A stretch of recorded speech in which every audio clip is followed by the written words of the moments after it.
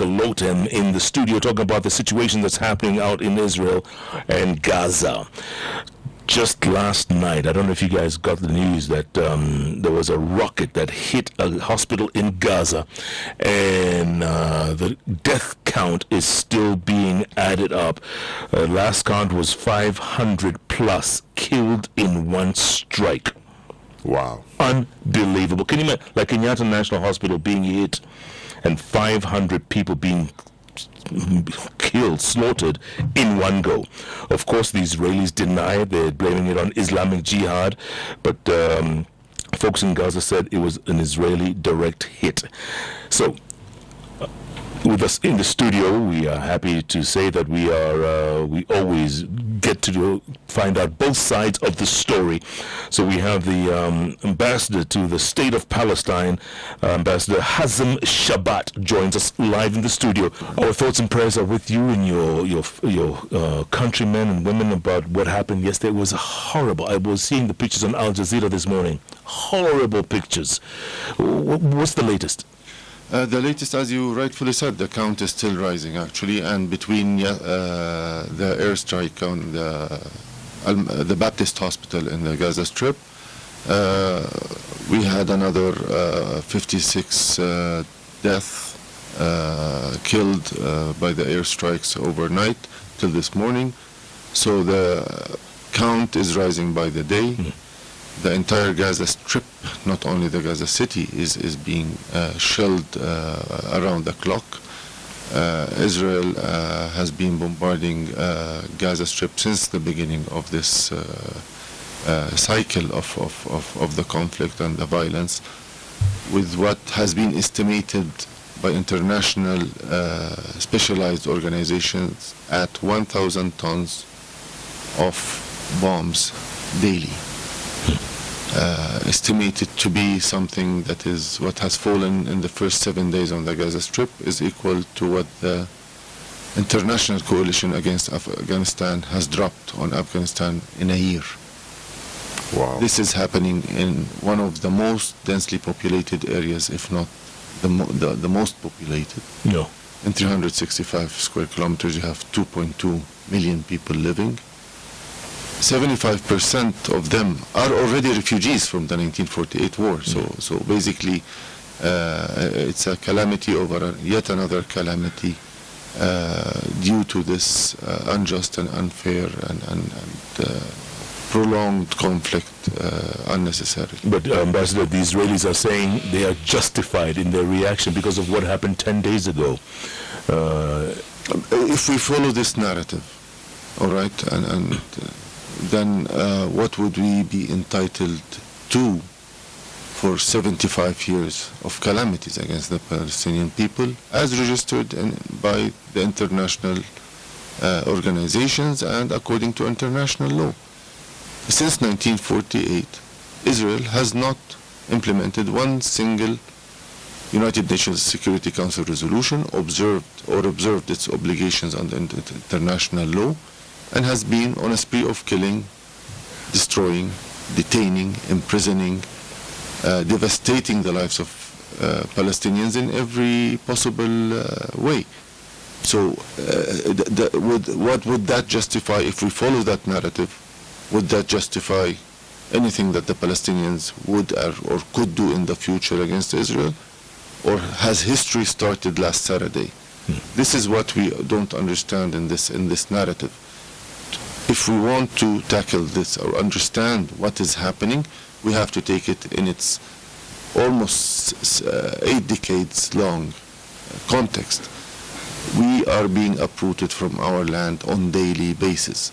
Israel has not fulfilled its commitments or obligations under the peace deal, under Security Council resolutions, under Human Rights Council decisions, in defiance of the International Court of Justice, in defiance of every known position around the world, including the US and the European Union and countries. Israel has not listened to its allies for over 56 years. Maybe, Ambassador, you can give us, if someone is just joining us and they're not very privy to the information about the war and where it stems from, what are some of the commitments that they are obligated to take and have not done like the most important ones, especially to the Palestinians, because they might have the reason why they're not doing them or whatever they're getting their support for, but just list for us some of the things that they were supposed to do. To start with, Israel is defined by international law, by all international actors, as the occupying power. It's an occupying nation. It's no different than the British during the Kenya times. It is the same status. They are occupying a foreign land, subjugating its people to occupation. This is international law. This is the position of the international community, including the US and the EU, for 56 years, day in and day out. So basically, this is a foreign occupation on our land, something that has already developed in what was dubbed and labeled by the international, the Human Rights Watch and Amnesty International last year, in December last year, as a classic definition of apartheid. This is what Israel is practicing and is developing into. So we have clear resolutions, a series of clear resolutions from the Security Council. The last was in 2016, Resolution 2334, for anybody who wants to check, that clearly states that Israel does not have the right to exist beyond its 1967 border. So this means East Jerusalem is not Israeli. Ramallah, Hebron, Jericho, Nablus, the Gaza Strip, these are not Israeli territories, and by dominating it militarily, you are exercising foreign occupation. But Israel doesn't listen, doesn't want to comply. This is not my assessment or the Palestinian assessment. This is the assessment of international law and the assessment of all the international community, including the closest Israeli allies. And yet Israel would disagree with you, Ambassador, very fervently. In what terms? What are they agreeing on? The fact that Jerusalem doesn't belong to them, or Nablus, or the Hebron. Yeah, Hebron, all those places that you mentioned. They say they're entitled to them. Who entitled them to them? Who gave them that right? For you to claim a right, you have to prove that you're entitled to that right. I cannot wake up one day and say I own this building. I have to submit and provide enough documentation, enough legal backup that I have that right. Otherwise, it's a jungle. It means tomorrow you cannot access your car because somebody else has cleaned it.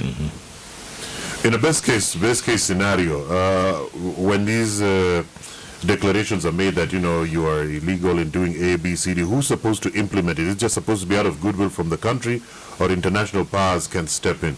Because like for us in media, we get two sides of the story. So you have all these countries who are standing behind Israel, and you've got all these countries, I think including the EU, the African Union, who are standing behind Palestine, and there's a mixture. So there's so much information. So you've said some of these things are agreements. So who's supposed to implement them in case they refuse? Is this where the defiance comes from Palestine, or are there international bodies that could step in? Thank you for this question. All nations work within the confinements of international law. Okay. We have bodies that have been formulated to tackle this issue. This is why we have the United Nations. We have the General Assembly, which is a collective membership of all nations, which we are also, Palestine is part of that. We have the Security Council that is supposed to handle cases of conflict and make sure that peace and security globally is maintained and the rights of every nation is preserved. These bodies have clearly said that our people, just like any other nation, are entitled to the same right that has been exercised, for example, by the Kenyan people. Yes. Kenyan people, sorry, was there a Kenya before your independence? Legally? Absolutely. Of course. As a nation? Yes. As peoples. But did you exist legally as Kenya? Before independence? Yes. Yeah, there was Kenya colony. Colony, exactly that. But I mean, as a nation, as an independent sovereign nation. No, you were not. Correct. But this international community and these mechanisms gave the right to the Kenyan people for self-determination. You as a nation, you as the owners of the land, you should determine how you want to be ruled, in what manner, and the right for independence from your colonizer. This same applies to every other nation in the world, and definitely including Palestine. We're not less human than any other nation in the world.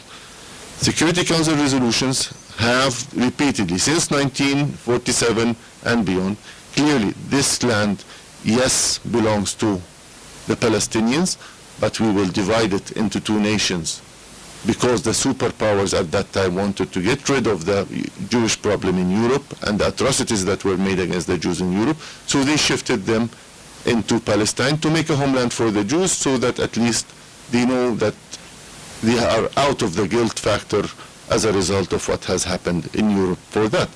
And by the way, for your audience and for yourself, the Palestinian cause could have been very much a Kenyan cause, because basically one of the options that were contemplated by the British was that they locate the Jews into Kenya in what is known as the Uganda scheme. They thought that to further empower British loyal entities within the country and this area, and that they can go on in their businesses and interests in this region, they should encourage immigration in here, and the Jews were, of course, on top of that list. It is the Zionist organization that was still preparing, contemplating, should we accept this territory or not? The Uganda plan should have been 300 kilometers from where we are sitting here on Kenyan territory. Look it up, Google it, say Uganda scheme, and read about it, and you will discover that what we are going through now could have very easily been a Kenyan problem, and it could have been the Kenyan people who are now crying out for their rights and for their independence, not only the Palestinian people as we have in this case. Interesting. So let's go back to last week's event. So 1,300 Jews are killed. Israelis. Okay. Let's replace it, yes. Are killed. The response was, I think, 2,000 Palestinians already so far, and then plus the 500 today. It seems like this war has reached a tipping point, or a point of no return. Yeah, for us in the Palestinian government and the Palestinian leadership, we have seen this coming long time ago. Almost 3 years ago, we have been repeatedly calling through the platform of the General Assembly of the United Nations, and go back to my president's statement, through our contacts with all nations, including Kenya, that this situation is not sustainable and tolerable anymore. European envoys reports in the Palestinian occupied territory have clearly stated, for a period of more than 10 years, year in, year out, citing the crimes that are being perpetrated, the violations against international law that are being perpetrated by Israel, the occupied power, against our people, day in and day out. What exactly did we expect to be the result of this 56-year-long suppression, oppression, killing, devastation, demolition of houses, confiscation of property and territory? What exactly were we brewing here? It was a pressure cooker that would explode at any minute. So my role now is to understand, should I blame the stew for blowing up, or for me not doing something about it to keep pressuring that stew until it blew up in my face? This is exactly what happened. This does not justify the death of innocent life at all, on any side. But Israel has been pushing our people to the point of insanity over 56 years. And we have warned them, we have talked to them, we have talked to all our international interlocutors, the Americans primarily, and the Europeans, and the African states, and the Asian states, and the Latin states. All of these states understand the complexity of the situation, and understand exactly how much pressure the Palestinian people are under because of the occupation. And that's why you refer to the African Union position. Why is the African Union taking this position? Because they understand their obligation under international law. These are Palestinians are occupied people. They have the right to self-defense. They have the right for self-determination. The United Nations Charter has given all people under occupation the right to defend themselves with whatever means possible. Now, is this a preference for the Palestinian people to hold arms? I tell you, not. But as long as the occupation continues, as long as our life is being devastated on daily basis, this will definitely come. If it's not by the hands of X, by the hands of Y, by the hands of Z, and it's not a matter of when, a matter of how, it's a matter of when. Israeli Prime Minister Benjamin Netanyahu says he's going to destroy Hamas once and for all. And you can see literally every day with the bombings, they are flattening Gaza each and every day. The pictures are devastating. Exactly that. But again, I would like to remind you and the entire audience here that this is not the first war of Israel against the Gaza Strip under the title of destroying Hamas. This is war number 6. All right, and this is not the only casualties we have endured during this, and this is not the only time that Israel has acted beyond its mandate of international law and laws of combat and observing the lives and the safety of civilians in the Gaza Strip. This is not the first time. History did not start Saturday. This is what we have to take into consideration. The Gaza Strip itself has been for 17 years consecutively under full Israeli military control. Every aspect of every citizen in Palestine, in Gaza Strip, every aspect of his life is dominated by the Israeli military. They decide what to eat, what is allowed in, when are they going to have electricity, how much water they're going to have, what products go into the Gaza Strip. This is all dictated by the Israeli military. You cannot enter the Gaza Strip without getting an approval of the Israeli military, or any Kenyan for that matter, or even a Kenyan official cannot reach the Gaza Strip without getting the approval of the Israeli military. So basically, the Gaza Strip is, any situation that falls within the Gaza Strip is because of the making of the Israelis. So this situation was inevitable, is that what you're saying? Exactly that. The Prime Minister Netanyahu you just referred to, he was bragging a few years ago that he is allowing money into Hamas to encourage the Palestinian divide. This is not my words, these are the words of Haaretz newspaper. Look it up. He has confessed that at some point he was giving Hamas leverage to create a drift within the Palestinian political fabric.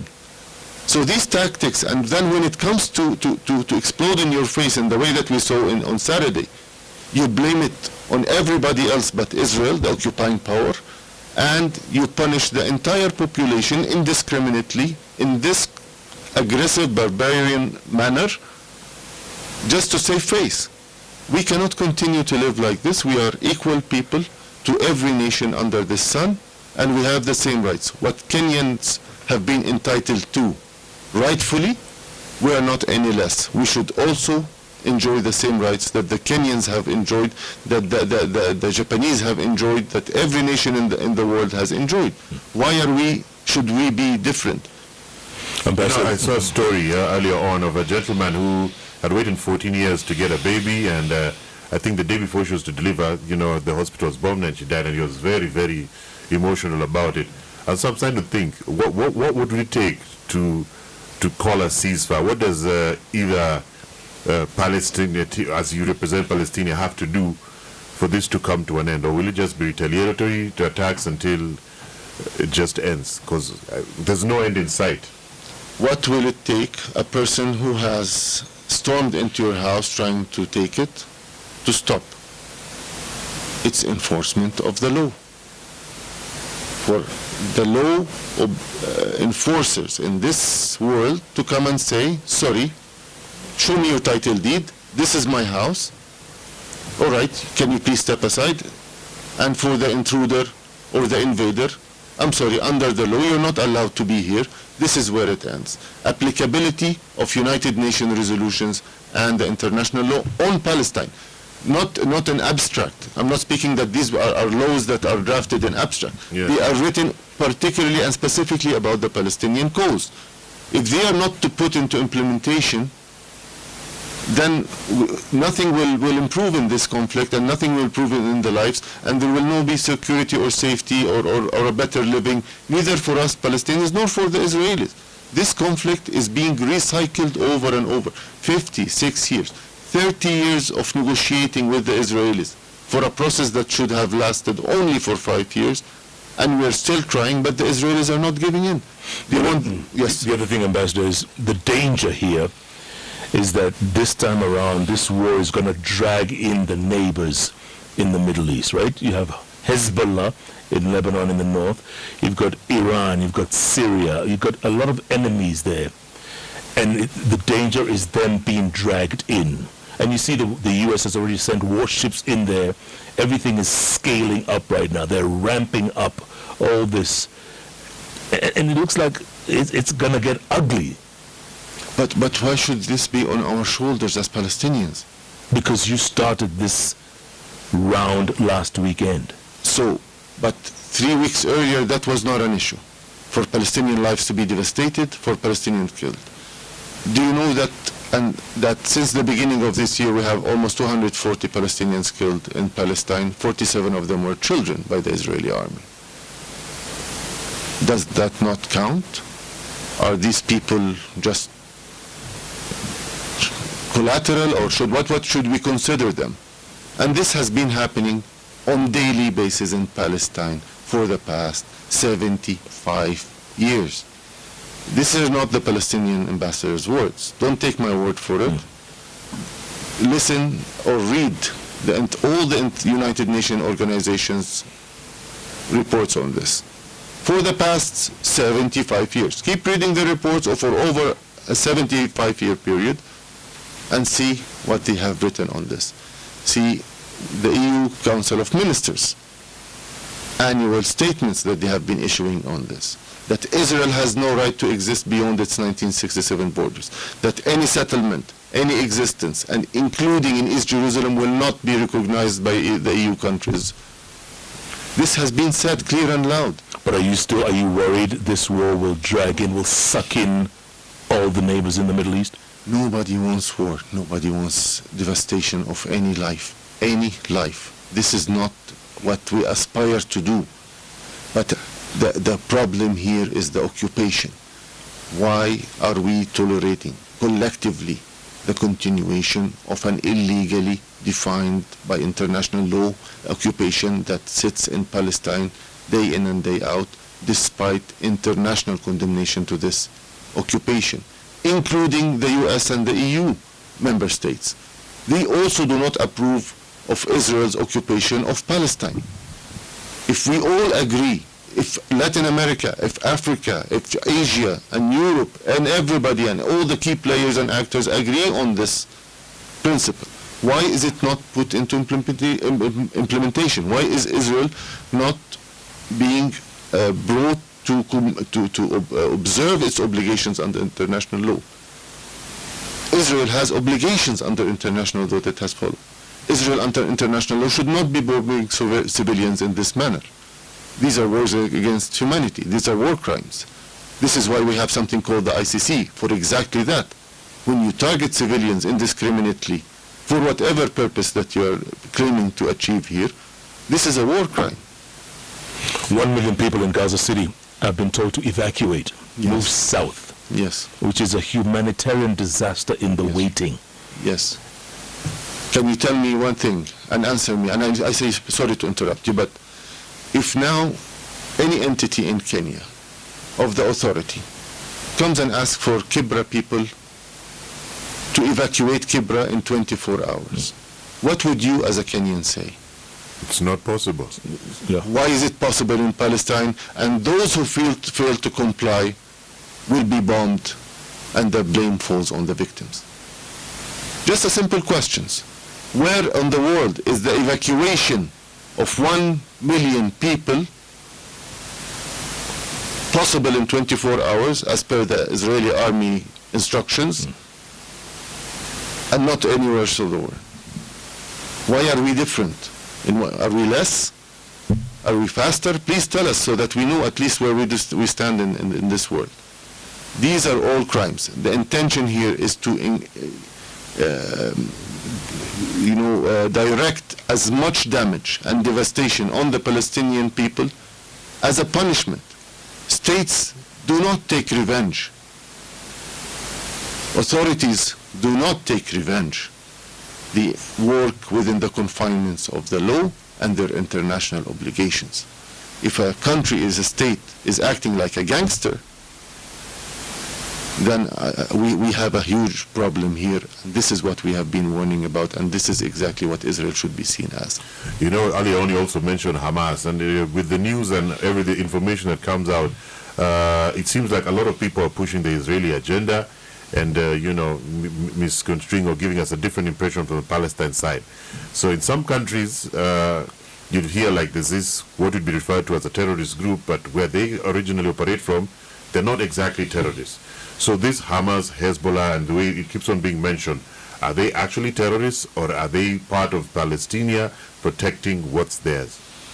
Now, I am not the spokesperson of Hamas. Oh, of course. All right. I am the spokesperson of the Palestinian legitimate government and leadership that is not legitimate only in Palestine, but recognized by the international community, by all countries in the world and all governments in the world, including Kenya.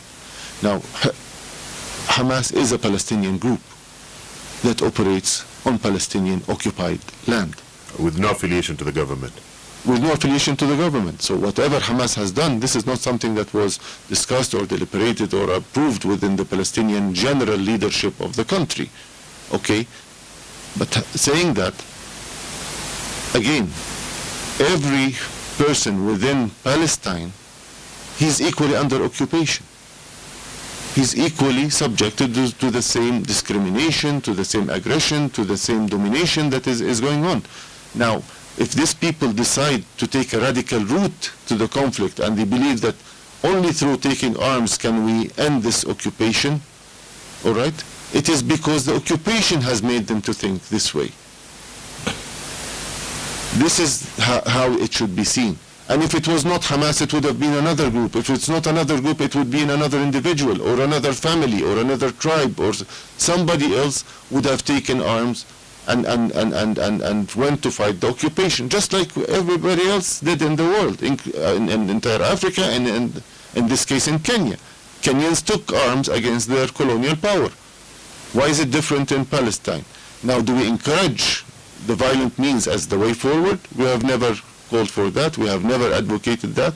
But when Israel is not complying to any directives or instructions from the international community and does not respect anything that was signed in black and white with them, this is exactly what happens. You radicalize the actions of the Israeli government, and the Israeli military and the Israeli settlers have been radicalizing the Palestinian society to this extent that we have seen last Saturday. You know, Ambassador, there's a gentleman who was being interviewed and speaking to the Israeli ambassador, I think some in the UK, and he said, describing based on him living there, that this is almost like an apartheid or ethnic cleansing. Would you call it that?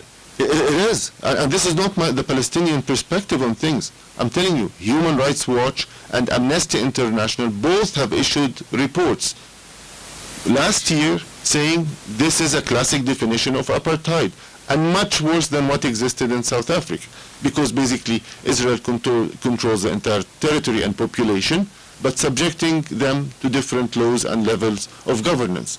We are under occupation. If I need to move from town A to town B, I have to be approved by the Israeli military on my own land, on my own territory. Not in Israel, yes. Not walking the streets of Israel or the Israeli cities. If my president needs to leave the country to come meet the Kenyan president and return home, he can only do that after receiving the Israeli military approval to leave and the Israeli military approval to come back. Wow. This is a reality. Don't take my word for it. Go find the proof and in the international literature on this. And yet, what is the end game, Ambassador? You see, U.S. President Joe Biden is about to land in Jerusalem this morning, obviously offering his help and his support. He's been saying that he'll give Israel whatever they need. What is the end game here? What are we looking at? Or is this going to be a long period? Without solving the core root or the root of the conflict. There is no solution. It will continue to be rounds of violence, and people will continue to be insecure on both sides of the fence. This is a foreign occupation defined by international law. We have 400 resolutions on Palestine. 400 resolutions on Palestine and the occupation of Palestine, and that Israel is the occupying power, and Israel is violating the law and international law by dominating Palestinian lives and by existing there. 400. My plea for anybody who wants to solve this, to pick and choose any of these resolutions that have been approved by the international community, not by the Palestinians, by something that Kenya has accepted, something that UK has accepted, something that Chile has accepted. All the international community will have representatives, and they have agreed that these are the confinements or the margins of the conflict. This is the margins of the solution, and this is how it should be solved. Choose any of these resolutions and put it to implementation, and we will have the conflict resolved. But providing Israel with full impunity, as we have seen for the past 56 years, is a recipe for catastrophe, destruction, instability, not only for Palestinians or Israelis, but also for the region and definitely the world in general. In your opinion, Ambassador, do you think there'll ever be peace in the Middle East? There should be. Why shouldn't we have? You had peace in Africa. No, we don't. There's some places that are... You had your independence. That's different from peace. This is you have your independence. You do not have a foreign power that is subjugating you to occupation, to domination, to apartheid. You don't have that. The Kenyan person now walks freely with his held high from Kisumu all the way to Mombasa. We do not practice this right. We have never enjoyed that right. I am a refugee, a son of a refugee. My kids are refugees, and if this continues, generation number 4 are going to be also refugees. I'm from the Gaza Strip. I am from Beit Hanun, which is in the north, a city that has been of a 50,000 population, totally wiped out. There is nobody living there anymore. 50,000 population have no place to live anymore. And yet you believe you make peace with the Israelis one day? You still believe that? We are ready to make that tomorrow. Let Israeli government, a brave Israeli government, come and say, occupation will end. We will have to make sure that we build a better future with the Palestinians tomorrow. We have been negotiating for 30 years. We have heard it all. We have said it all. And we know exactly what the Israelis are. We have given Israel 78% of our land. We accepted, and we put it in black and white, accepting giving Israel 78% of our land, remaining with only 22. What Israel wants now is 50% of that 22. They say, we have built settlements and we are not going to move. Is the idea just to wipe out the whole Palestinian community and just have like a total elimination? Because thank you very much. This is exactly what the Israeli current leaders have said. They said it on TV. They said it in Israeli newspapers. They spelled it out. We do not want the Palestinians on this land at all. We want to keep the land for ourselves. These are things that are being said by the highest possible levels in the Israeli government from Israeli officials. But isn't that what the Arabs say about the Israelis as well, that they want to eliminate the state of Israel from the face of the earth? Not a single Arab country is saying that. Come on, you've heard Everyone. Iran. Iran is an Arab country? Well, no, but they said that. You have made a statement that I responded to. Okay. You're saying that the Arabs. Okay, the Arabs in the region. The Arabs in 2002. In the countries in the region, including the countries in the region. There is no country in the region that is deciding or working on wiping Israel from the face of the earth. Little that many know that in 2002 the Arabs collectively made an peace offer for Israel. 2002. Return back the occupied land, stay as a state as you are internationally recognized, and we will have normal relations with you immediately. Not only the Arab, but we will also encourage all Islamic nations. You know what came the reply from Israel? And check it out on Google in black and white and in Israeli newspapers. This initiative is not worth the ink it was written with. This came as the Israeli reply. This was not circulated in the news in Kenya, maybe at that time. Kenyans are not following Middle East affairs, No. whatever. And that's why I'm saying, please, for the sake of the innocent lives that are dying and being devastated in this conflict, do not consider Saturday as the first date in the history. There is a huge, big history behind this conflict. Your government knows it very well, have followed it very, very well, have taken clear positions on this issue in the past very well. History does not start on a Saturday just because Israel has received a devastating blow. It's not about only Israel here in this world. There are other nations living under this sun who deserve equal rights. Yeah, there are tens of thousands of Palestinians amassing at the border with Egypt. How come Egypt is not welcoming you all with open arms? Why not? Why? Who is trying to get these people out of Gaza? No, if they want to leave. If they want to leave, because The Gaza border before Saturday, it was open. People were moving back and forth because it's open for humanitarian purposes. I have family who have been traveling in and out of Palestine continuously. But this time, the call is coming and came from the Israeli army. Move to the south and go take refuge in Sinai. So basically, it was an incitement for another exodus for the Palestinian people, the same that happened in 1948. 800,000 Palestinians were expelled from what is now Israel in 1948. These people never returned back to their properties, to their homes that they have title deeds. These are now inhabited by Israeli citizens and new settlers and immigrants coming from every corner of the world. In the place of our houses that we owned and we have lived there for centuries, generation after generation. These 800,000 are now 6 million Palestinians living in diaspora and in exile. This is exactly the Israeli plan to empty the Palestinian geography from the inhabitants and keep the entire geography from themselves. so the solution, stay and fight. If there's no... Palestinians have the right by international law to fight the occupation.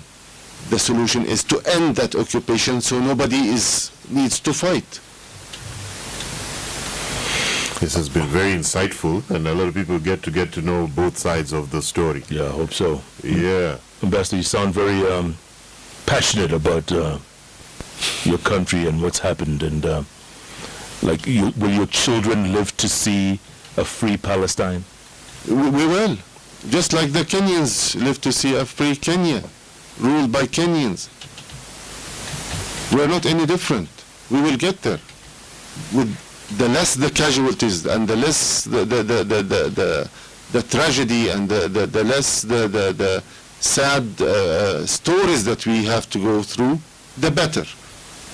But also, the Kenyans had to struggle and had to endure a lot of pain and hardship until the colonial power listened to them and gave them their independence, just like any other nation who get independence.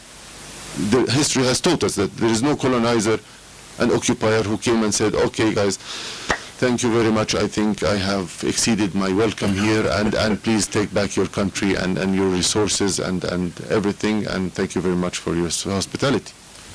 Are there like major resources? I was thinking, do you have like a lot of resources that the Israelis are interested in? Because all this time we just talked about, occupation, but you haven't said the things that they could be, trying to take like most countries do. Palestine itself is one of the most strategic places in the world by geography. Okay. In terms of what? Access to the sea and... Trade. That's why Palestine has always been Palestine. That's why we have been hearing about Palestine since biblical times. Because this was the center of the world. This is where all the civilizations have been blending inside Palestine. And that's why Palestine has always been a home for Jews, Christians, Muslims, and all other civilization that even Canaanites, Phoenicians, Pharaohs also had an influence on that territory. The Crusades. This was where everything was happening. This was the center stage of the world where all the civilizations interacted, whether in peace or a trade or in war, among each others. Because this was the center of the world. And it's not that by chance that this is a cradle of the monotheistic faiths. Okay, this area in the world is a pot for all civilizations and nations. People do not know that Palestine is not only a Muslim country. We have a considerable Christian Palestinians, including Jewish Palestinians who live in Palestine. In the Palestinian Foreign Service, we have Jews who are served with us. Palestinian Jews who have lived in this land for centuries, generation after generation. This is about immigrants being pushed into our territory, pushing us out of our homes unnecessarily and in violation to international law and all relevant resolutions on the conflict.